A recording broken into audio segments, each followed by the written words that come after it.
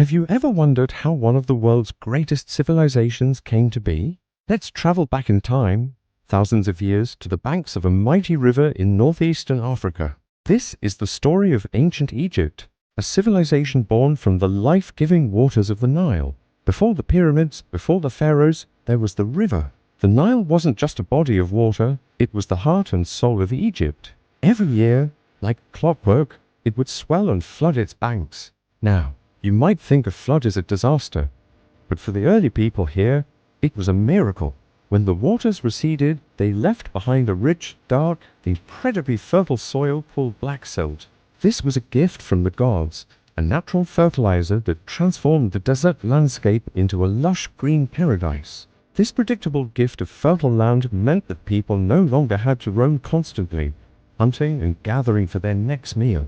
They could settle down. They could plant seeds, knowing the harvest would be bountiful.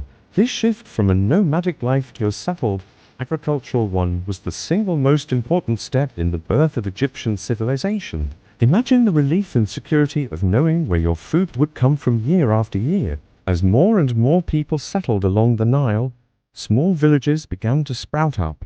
Life was good, but it wasn't always easy. To make the most of the Nile's waters, people had to work together. They learned to dig irrigation canals to carry water to fields further from the riverbank and build dikes to control the floodwaters.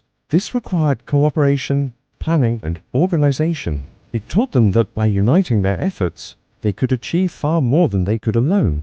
These early lessons in teamwork laid the foundation for the complex society that was to come. With a stable food supply, not everyone had to be a farmer. People had time to develop other skills. Talented artisans began to emerge. Potters crafted clay jars to store grain and water. Weavers created linen textiles from the flax that grew abundantly.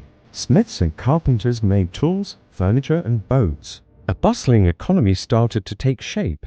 Boats, simple at first, became essential for navigating the Nile. The river was the main highway of ancient Egypt, connecting villages and towns. This made trade much easier. Goods, ideas, and people could travel up and down the river, creating a shared culture and a sense of a larger community. A surplus of grain meant they could trade with neighboring regions, bringing in wood, metals, and precious stones that Egypt lacked. This growing network of trade and communication was weaving the scattered settlements into a single, interconnected land. As villages grew into towns and towns into bustling cities, the need for leadership became more apparent. Managing large-scale irrigation projects, organizing trade, and settling disputes required a more formal structure. Strong, charismatic leaders rose to prominence in different regions or nomes along the river. For a long time, Egypt was divided into two major kingdoms: Upper Egypt in the south, a land of narrow valleys, and Lower Egypt in the north, with its wide, fertile delta where the Nile meets the sea. These two kingdoms were distinct, with their own rulers, gods, and traditions. You can even see this in their crowns: the tall white crown for Upper Egypt and the flat red crown for Lower Egypt. For centuries, they existed as separate entities, sometimes cooperating, sometimes in conflict. The stage was set for a monumental event that would change the course of history forever. Around the year 30 to 100 BCE, a powerful ruler from Upper Egypt, known to history as King Menes, or perhaps Nama, achieved the impossible. Through a combination of military conquest and shrewd diplomacy, he managed to unite the two lands. He became the first king of a unified Egypt, the first pharaoh. To symbolize this incredible achievement, he created the double crown, combining the white crown of the south with the red crown of the north. This unification was the official birthday of the ancient Egyptian state. The unification brought an unprecedented era of peace, stability, and prosperity. With a single ruler and a centralized government, Egypt could organize its resources on a massive scale. This stability allowed its culture to blossom in ways that were previously unimaginable. It was the dawn of the dynastic period, a golden age that would last for nearly 3,000 years. With a stable society, the ancient Egyptians turned their minds to bigger questions about the world, the gods, and their place in the universe.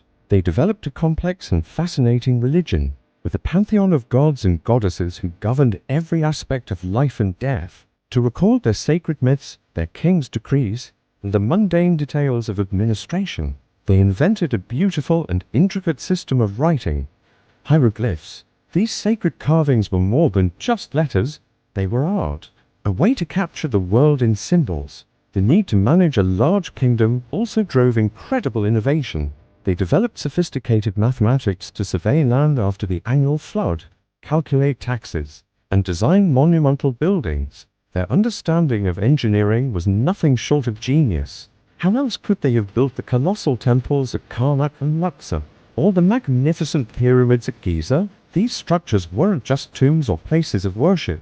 They were powerful statements of the pharaoh's power and the Egyptians' mastery over stone and space. Their architectural prowess was deeply connected to their religious beliefs, particularly their profound belief in an afterlife. They believed that death was not an end, but a transition to another eternal existence. To ensure a successful journey to the afterlife, the body had to be preserved. This led to the development of mummification, a complex and sacred process. And to house the immortal spirit and the treasures needed for the next world, they built elaborate tombs, culminating in the most iconic structures of all, the pyramids. The pyramids of Giza, built for pharaohs like Khufu, Khafre, and Menkaure, are a testament to the organizational power, the engineering skill, and the deep-seated faith of this civilization. Imagine the sheer manpower and logistical coordination required to quarry, transport, and lift millions of massive stone blocks with such incredible precision. It's a feat that still boggles the mind today. So, from the fertile mud of the Nile to the majestic peak of the Great Pyramid, the story of ancient Egypt is a story of evolution. It began with a river that allowed people to settle and farm. This agricultural stability fostered cooperation and the growth of towns and trade. Growing complexity led to the need for political unity, which was finally achieved by King Menes. And this unified, stable state provided the foundation for an explosion of knowledge, art, and religion that defined one of the most enduring and influential civilizations in all of human history. They were pioneers in writing, mathematics, medicine, and architecture, and their legacy continues to fascinate and inspire us thousands of years later. Thank you so much for joining me on this journey back in time. If you enjoyed this exploration of ancient Egypt, please hit that like button and subscribe for more adventures into our incredible past. See you in the next video.